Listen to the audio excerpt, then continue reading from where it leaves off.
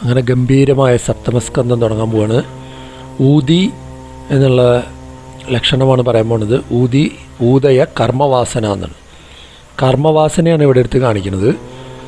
പ്രധാനമായും രണ്ട് വ്യക്തികളെ എടുത്ത് കാണിക്കുന്നതായിട്ട് സൂക്ഷ്മമായി ചിന്തിച്ചാൽ കാണാം. അതൊന്നും നമ്മളിപ്പോൾ ഈ സെക്ഷനിൽ പറയുന്നില്ല.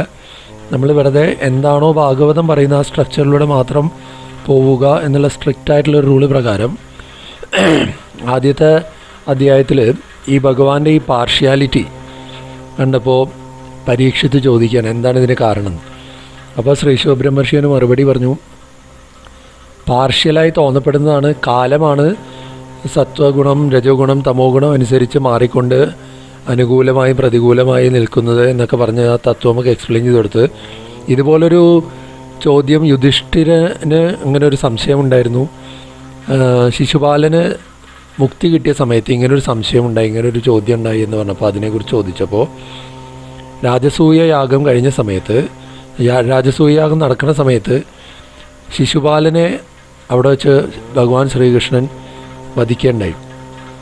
ശിശുപാലന് എല്ലാവരും കാണുക പ്രത്യക്ഷമായി ശിശുപാലൻ്റെ ജീവൻ ചൈതന്യം ഭഗവത് പാദത്തിൽ ചേരുണ്ടായി.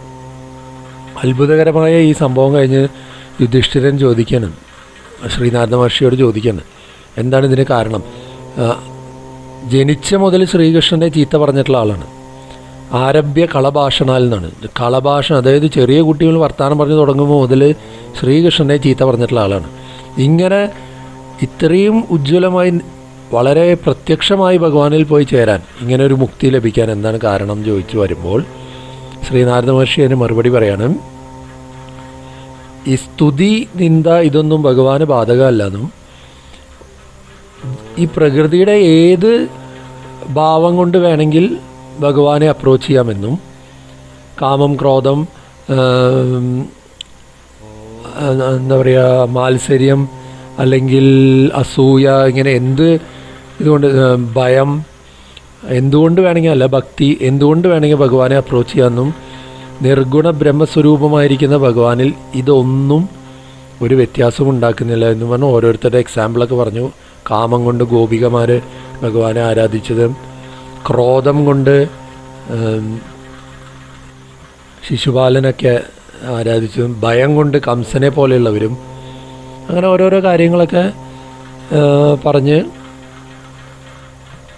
ഏത് രൂപത്തിലായാലും ഭഗവാൻ ശ്രീകൃഷ്ണനിലേക്ക് മനസ്സ് പ്രവഹിക്കണം എന്ന് പറഞ്ഞ് പിന്നീട് ഈ ശിശുപാലന് ഇങ്ങനെ സംഭവിക്കാനുള്ള പൂർവ്വജന്മം കൂടി പറഞ്ഞു. അതായത് പണ്ട് പറഞ്ഞ സനകാദി മഹർഷിമാരുടെ ശാപവും ഒക്കെ വൈകുണ്ഠത്തിൽ പോയപ്പോണ്ടായ ശാപവും അവരുടെ മൂന്നാമത്തെ ജന്മമാണ്, ജയവിജയന്മാരുടെ മൂന്നാമത്തെ ജന്മമാണ് ശിശുപാലനും ദന്തവക്ത്രനും എന്നും അവർ തിരിച്ച് അങ്ങനെ വൈകുണ്ഠത്തിലേക്ക് എത്തി എന്നും പറയുമ്പോൾ പറഞ്ഞ് ആദ്യത്തെ അധ്യായം തീരണത്.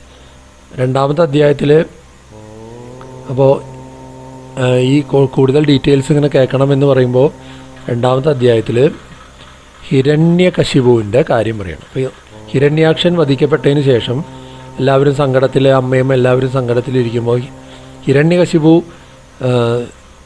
അവരെല്ലാവരും സമാധാനിപ്പിക്കുന്നുണ്ട്. രണ്ടാമത്തെ അധ്യായത്തിൽ അതിഗംഭീരമായ ജ്ഞാനോപദേശമാണ്. പല പല കഥകളും ദൃഷ്ടാന്തങ്ങളിലൂടെയൊക്കെ കടന്നുപോയി കഥയുടെ ഉള്ളിൽ വേറൊരു കഥയൊക്കെ വെച്ച് ആത്മതത്വമൊക്കെ പറഞ്ഞ് ഗംഭീരമായി ഉപദേശിച്ചു കൊടുക്കുക. ഇതൊക്കെ എന്തുകൊണ്ടാണ് ഒരു അധ്യായം തന്നെ, വലിയൊരു അധ്യായം തന്നെ ഹിരണ്യകശിപുവിൻ്റെ ജ്ഞാനോപദേശമാണ് ദിതിദേവിക്ക്, അമ്മയ്ക്ക്. എന്താണ് ഇങ്ങനെയൊക്കെ ഇത്രയും ഡീറ്റെയിൽ ആയിട്ട് പറയേണ്ട കാര്യം എന്താണ്, ഇതൊക്കെ നമുക്ക് പിന്നീട് ചിന്തിക്കാം. എന്നാലും രണ്ടാമത്തെ അധ്യായത്തിൽ ഗംഭീരമായി അമ്മയ്ക്ക് ഇതെല്ലാം ഉപദേശിച്ചു കൊടുത്തു. അമ്മയുടെയും മറ്റുള്ളവരുടെയും ദുഃഖത്തെ നശിപ്പിച്ചു. ഹിരണ്യാക്ഷൻ മരിച്ചതിൻ്റെ ദുഃഖത്തിനെ നശിപ്പിച്ചു കൊടുക്കുന്നതാണ് രണ്ടാമത്തെ അധ്യായത്തിൽ. മൂന്നാമത്തെ അധ്യായത്തിൽ ഹിരണ്യകശിപു തപസ്സിന് പോകുന്നതും എഗെയിൻ അവിടെ വളരെ ഗംഭീരമായ തപസ്സാണ്. തപസ് ചെയ്ത് ബ്രഹ്മാവ് പ്രത്യക്ഷപ്പെടുന്നതും ബ്രഹ്മസ്തുതിയുമാണ്, വളരെ ഭക്തിയോടുകൂടി. അപ്പോൾ ഭക്തിയും അവിടെ വന്നു. ഭക്തിയോടുകൂടി ബ്രഹ്മാവിനെ സ്തുതിച്ച് വരം ചോദിക്കുന്നതാണ് മൂന്നാമത്തെ അധ്യായത്തിൽ. നാലാമത്തെ അധ്യായത്തിലെ ഈ വരമെല്ലാം ബ്രഹ്മാവ് നൽകി അപ്രത്യക്ഷനാവുന്നു. ശക്തനായി തീരുകയാണ് ഹിരണ്യകശിപു. അവിടെ നിന്ന് അങ്ങോട്ട് ഹിരണ്യകശിപു ലോകം മുഴുവൻ പിടിച്ചടക്കുക. അവിടെ എല്ലാം വളരെ പ്രധാനപ്പെട്ട ചില സൂചനകൾ കൊടുത്തുകൊണ്ടാണ് വേദവ്യാസ മഹർഷി പോണത്. ഭഗവതി അകരോദ്വേഷം ഭ്രാതർവധമനുസ്മരൻ എന്ന് പറയുന്നുണ്ട്. അതായത് ഈ ഭേദബുദ്ധിയാണ് കാണിച്ചുകൊണ്ടിരിക്കുന്നത്. ഇതൊക്കെ നമ്മൾ പിന്നീട് ഡിസ്കസ് ചെയ്യും. എന്തായാലും ഭഗവാനോടുള്ള ആ ദ്വേഷഭാവത്തിൽ അങ്ങനെ ലോകം മുഴുവൻ കീഴടക്കി മഹാവിഷ്ണുവിനെ നശിപ്പിക്കണം എന്നുള്ളതിലാണ് ഹിരണ്യകശിപു നീങ്ങിക്കൊണ്ടിരുന്നത്. അങ്ങനെ ഈ ത്രൈലോക്യം മുഴുവൻ കീഴടക്കിയിട്ടും ഒരു തൃപ്തി വന്നില്ല എന്നാണ് പറയുന്നത്. ആ ശ്ലോകമൊക്കെ അതിലുണ്ട്, വളരെ പ്രധാനപ്പെട്ടതാണത്. എന്തുകൊണ്ടാണ് അങ്ങനെ പറഞ്ഞത്? അത് കഴിഞ്ഞ് അങ്ങനെ ഇരിക്കുന്ന സമയത്ത് ദേവന്മാരെല്ലാവരും ഭഗവാന്റെ അടുത്ത് പോയി സങ്കടം പറയുന്നു. ഭഗവാൻ പറഞ്ഞു, പ്രഹ്ലാദൻ ജനിക്കും, ആ പ്രഹ്ലാദനെ തൊട്ടാൽ എന്ത് വരമുണ്ടെങ്കിലും ഞാൻ ഹിരണ്യകശിപുവിനെ വധിക്കും എന്ന് പറഞ്ഞ് ദേവന്മാരെ സമാധാനിപ്പിച്ച് പോകണം. അങ്ങനെ ഹിരണ്യകശിപുവിന് കുട്ടികളുണ്ടാവുന്നു, 4 കുട്ടികൾ. അതിൽ 4ാമത്തെ പ്രഹ്ലാദൻ ജനിക്കുന്നു. പ്രഹ്ലാദൻ്റെ സ്വഭാവവും ആ ഒരു വാസനയുമെല്ലാം പ്രകൃത്യാലുള്ള ആ ഒരു ഭഗവത് ഭക്തിയുമെല്ലാം അങ്ങനെ പറഞ്ഞു വരുന്നത് അങ്ങനെ 4ാമത്തെ അധ്യായത്തിൽ പ്രഹ്ലാദൻ്റെ മാഹാത്മ്യം പറഞ്ഞ് അവസാനിപ്പിക്കുകയാണ് 4ാമത്തെ അധ്യായം. അപ്പം ഇങ്ങനത്തെ പ്രഹ്ലാദനിൽ വളരെയധികം വിരോധമുണ്ടായി ഹിരണ്യകശിപുവിനെ എന്ന് പറയാണ് ലാസ്റ്റ് അവസാനത്തെ ഭാഗത്ത്. അപ്പോൾ യുധിഷ്ഠിരൻ വീണ്ടും ചോദിക്കുക, എന്താണ് ഇത്രയും മാഹാത്മ്യമുള്ള പ്രഹ്ലാദനിൽ ഹിരണ്യകശിപുവിന് എന്താണ് ഇത്ര ദേഷ്യം വരാൻ കാരണം എന്ന് പറയുമ്പോൾ 5ാമത്തെ അധ്യായത്തിൽ അങ്ങനെ പറഞ്ഞു വരികയാണ് ഓരോ കാര്യങ്ങൾ. ഇപ്പോൾ പ്രഹ്ലാദനെ അങ്ങനെ ഗുരുപുത്രന്മാരുടെ അടുത്ത് വിദ്യ അഭ്യസിക്കാൻ വിടും. ഇവിടെ ഗുരു എന്ന് പറയുന്നത് ശുക്രാചാര്യരാണല്ലോ. ശുക്രാചാര്യരുടെ മക്കളാണ് ഷണ്ടാമർക്കന്മാർ. അവരുടെ അടുത്താണ് പ്രഹ്ലാദനെ വിടുന്നത്. അങ്ങനെ കുറച്ച് കഴിഞ്ഞിട്ട് ഹിരണ്യകശിപു പ്രഹ്ലാദനെ കാണാൻ വേണ്ടി വിളിക്കും. പ്രഹ്ലാദനെ വാത്സല്യത്തോടു കൂടി മടിയിൽ വെച്ച് ഹിരണ്യകശിപു ചോദിക്കും, എന്തൊക്കെയാണ് പഠിച്ചത് പറഞ്ഞു തരുമെന്ന് പറയും. അപ്പോൾ പ്രഹ്ലാദൻ ഗംഭീരമായി പറയും, വനം ഗതോ യദ്ഹരിമാശ്രയേത എന്നുള്ള രീതിയിലൊരു ശ്ലോകം പറയുന്നുണ്ട്. ഹിരണ്യകശിപു ആകെ ഞെട്ടിപ്പോവും. എന്നിട്ട് ഇവരെ ഈ ഷണ്ടാമർക്കന്മാരെ വിളിച്ച് പറയും, എന്തൊക്കെയാണ് പറയുന്നത്, ഇവരെയൊക്കെ ശ്രദ്ധിക്കണം, ശത്രുക്കളുണ്ടാവും നമുക്ക്, അവരൊക്കെ എന്തൊക്കെയോ പഠിപ്പിച്ചു കൊടുക്കേണ്ടത് ശ്രദ്ധിക്കുമെന്ന് പറഞ്ഞ് വീണ്ടും പറഞ്ഞു വിടും. ഇവർ കുറേ ശ്രമിക്കും പ്രഹ്ലാദനെ മാറ്റാൻ. പ്രഹ്ലാദൻ്റെ ഭക്തി കൂടുതൽ വർദ്ധിച്ചു വരാൻ തുടങ്ങി. വീണ്ടും കുറേ കാലം കഴിഞ്ഞ് ഹിരണ്യകശിപുവിൻ്റെ അടുത്ത് വീണ്ടും ചെല്ലും. ഹിരണ്യകശിപു വീണ്ടും മടിയിൽ വെച്ച് ചോദിക്കും എന്താണെന്നുള്ളത്. അപ്പോൾ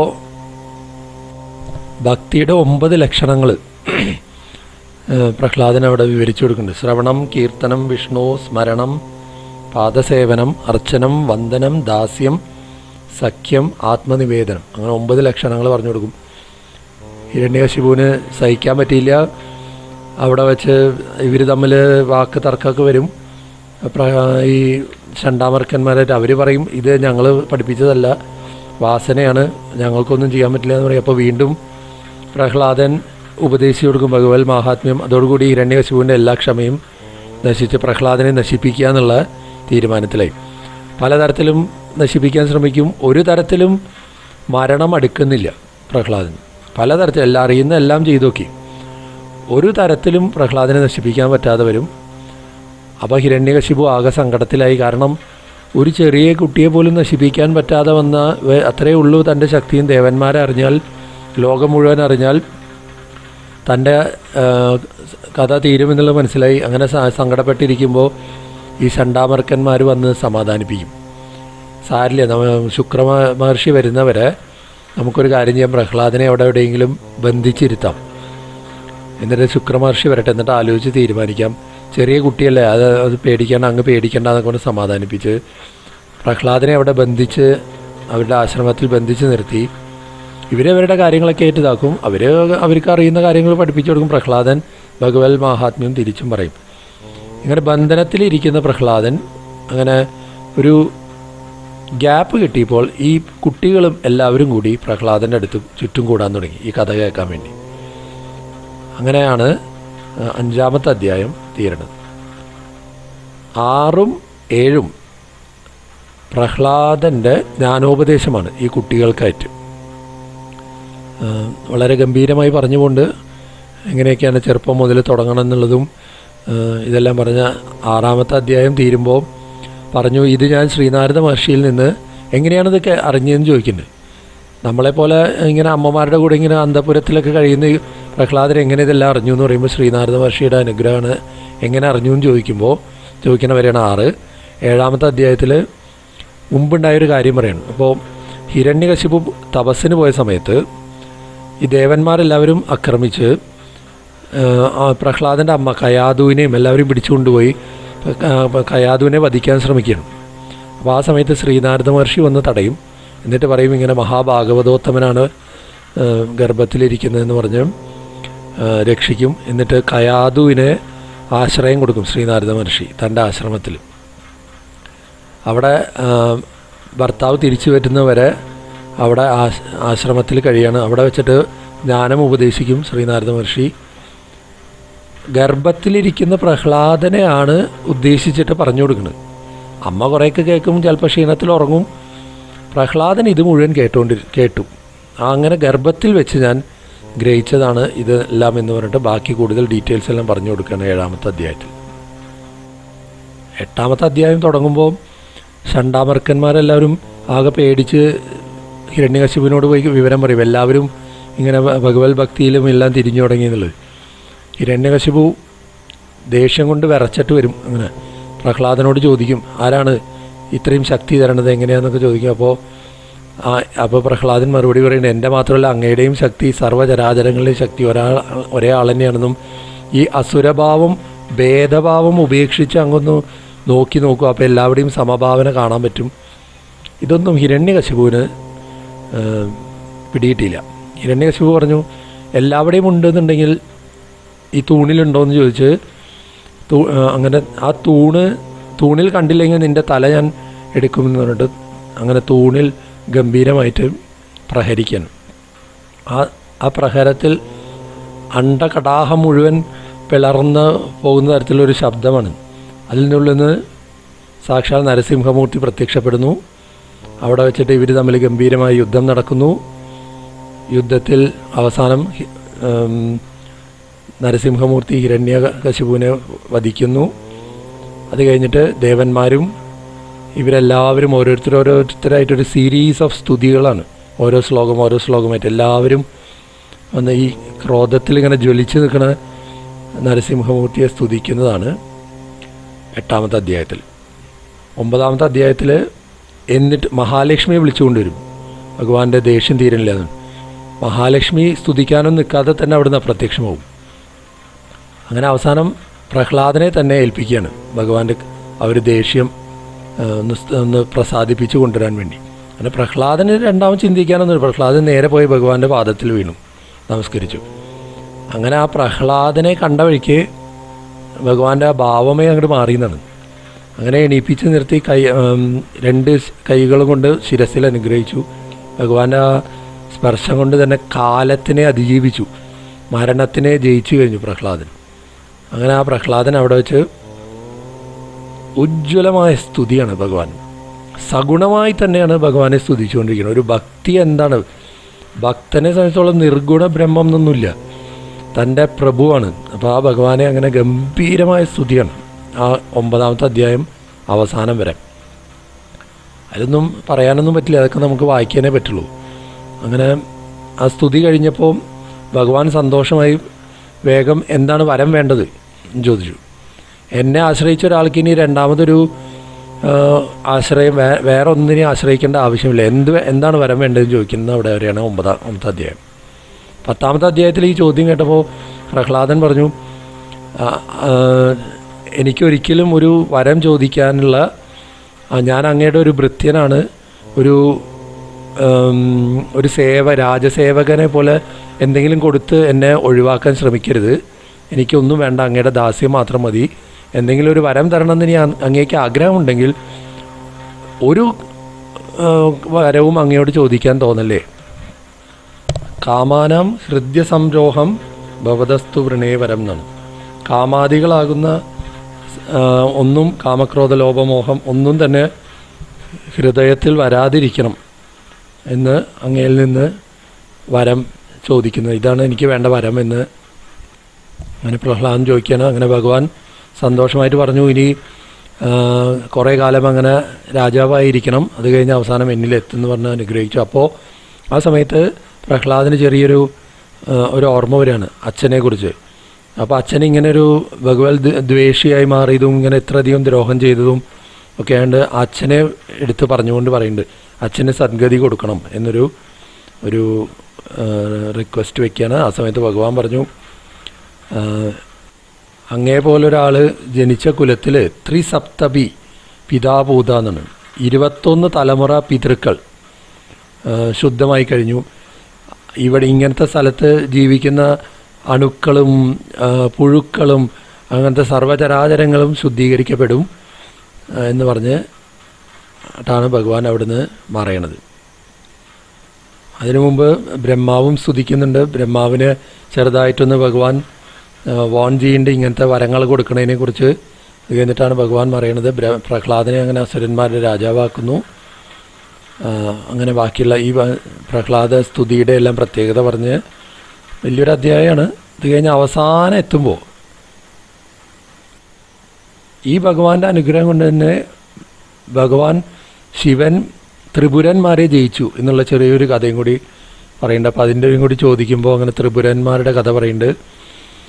ത്രിപുരന്മാരങ്ങനെ ഈ ത്രിപുരം സൃഷ്ടിച്ചിട്ട് അങ്ങനെ ദേവന്മാരെ ആക്രമിക്കുമ്പോൾ ശിവൻ അവരെ നശിപ്പിക്കുന്നുണ്ട്. പക്ഷേ അവർക്കൊരു ഇതുണ്ടായിരുന്നു, ഒരു പൊയ്ക ഉണ്ടായിരുന്നു. അസുരന്മാരെ എല്ലാം ഭഗവാൻ ശിവൻ വധിക്കുമ്പോൾ ഈ മയൻ എന്നുള്ള അസുരൻ ഇവരെല്ലാവരെയും എടുത്ത് ആ പൊയ്കയിൽ ഒരു പ്രത്യേക പൊയ്ക ഉണ്ടായിരുന്നു, അതിൽ കൊണ്ട് ഇടും. അവിടുന്ന് അവരെല്ലാവരും വീണ്ടും ജീവിച്ചു വരും. അങ്ങനെ ഒരു പ്രത്യേക സിറ്റുവേഷനാണ് ഉണ്ടായത്. ഇതിനിപ്പോൾ ഇനി എന്താ പരിഹാരം എന്ന് ആലോചിച്ച് വരുമ്പോൾ അവസാനം ഭഗവാൻ മഹാവിഷ്ണുവും ബ്രഹ്മാവും കൂടി ഒരു പശുവും പശുക്കുട്ടിയുമായി ചെന്ന് ആ പൊയ്കയിലെ വെള്ളം കുടിക്കുകയാണ്. അപ്പോൾ അസുരന്മാരത് അത്ര ഇതായിട്ട് പരിഗണിച്ചില്ല. അങ്ങനെ അവർ രണ്ടുപേരും ആ പൊയ്കയിലെ വെള്ളം മുഴുവൻ കുടിച്ചു തീർക്കും. അങ്ങനെ വീണ്ടും യുദ്ധം ഉണ്ടാവും. ആ സമയത്ത് ഭഗവാൻ ശിവൻ ഇവരെ വധിച്ചു എന്നുള്ള കഥ ഒന്ന് സൂചിപ്പിച്ചിട്ടാണ് 10ാമത്തെ അധ്യായം തീരണത്. 11 മുതൽ സദ്ധർമ്മങ്ങളെ വിവരിക്കുകയാണ് 5 അധ്യായത്തിൽ. 11ാമത്തെ അധ്യായത്തിൽ നമ്മുടെ സനാതനധർമ്മത്തിൻ്റെ നിയമങ്ങളെല്ലാം പറഞ്ഞു വരും. സ്ത്രീധർമ്മം അങ്ങനെ എല്ലാം പറഞ്ഞു വരുന്നുണ്ട്. ബ്രാഹ്മണർ, വൈശ്യർ, ശൂദ്ര അവരെല്ലാം ഇതെല്ലാം സാമാന്യമായിട്ട് പറഞ്ഞു. 12ാമത്തെ അധ്യായത്തിൽ എങ്ങനെയാണ് ബ്രഹ്മചാരിയായിട്ട് ഇരിക്കേണ്ടതെന്നും ബ്രഹ്മചര്യം കഴിഞ്ഞാൽ ഒന്നെങ്കിൽ ഗൃഹസ്ഥാശ്രമിയാവാം, വാനപ്രസ്ഥനാവാം, അവനവൻ്റെ വാസന അനുസരിച്ചതെന്നും പറഞ്ഞ് 12 അവസാനിക്കുന്നത്. അങ്ങനെ വാനപ്രസ്ഥത്തിലൂടെ സന്യാസത്തിലേക്ക് പോകുന്നത് 13ാമത്തെ അധ്യായത്തിൽ. അവിടെ വച്ചിട്ട് യോഗികളുടെ പ്രവൃത്തി കാണിച്ചു കൊടുക്കാൻ വേണ്ടി പ്രഹ്ലാദനും ദത്താത്രേയ മഹർഷിയും തമ്മിലുള്ളൊരു സംവാദം പറയുന്നുണ്ട്.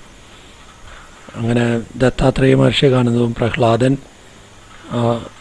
യോഗ ആചരണങ്ങളെക്കുറിച്ച് ചോദിക്കുന്നതും ഭഗവത് മഹാത്മ്യവും അതിൽ പ്രത്യേകതകളൊക്കെ പറഞ്ഞു കൊടുക്കുകയാണ്. അദ്ദേഹം ഭഗവാന്റെ തന്നെ അവതാരമാണല്ലോ ദത്താത്രേയ മഹർഷി. അദ്ദേഹം പറഞ്ഞു കൊടുക്കുന്നതാണ് 13ാമത്തെ അധ്യായത്തിൽ. 14 ഗൃഹസ്ഥാശ്രമികളുടെ ധർമ്മം പറഞ്ഞു കൊടുത്തു. 15 മുഴുവൻ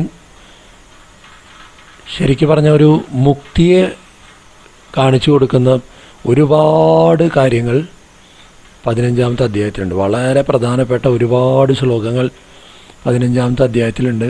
ഭഗവത് മഹാത്മ്യവും ഭക്തന്മാരുടെ കാര്യങ്ങളും മുക്തിയും എങ്ങനെ ലഭിക്കും എന്നുള്ള കാര്യങ്ങൾ പറഞ്ഞ് 15ാമത്തെ അധ്യായം തീരാണ്. അങ്ങനെ 15 അധ്യായം കൊണ്ട് ഊതി എന്നുള്ള ലക്ഷണം പറഞ്ഞ് തീരാണ്. 7ാം സ്കന്ധം അവിടെ അവസാനിക്കുന്നു.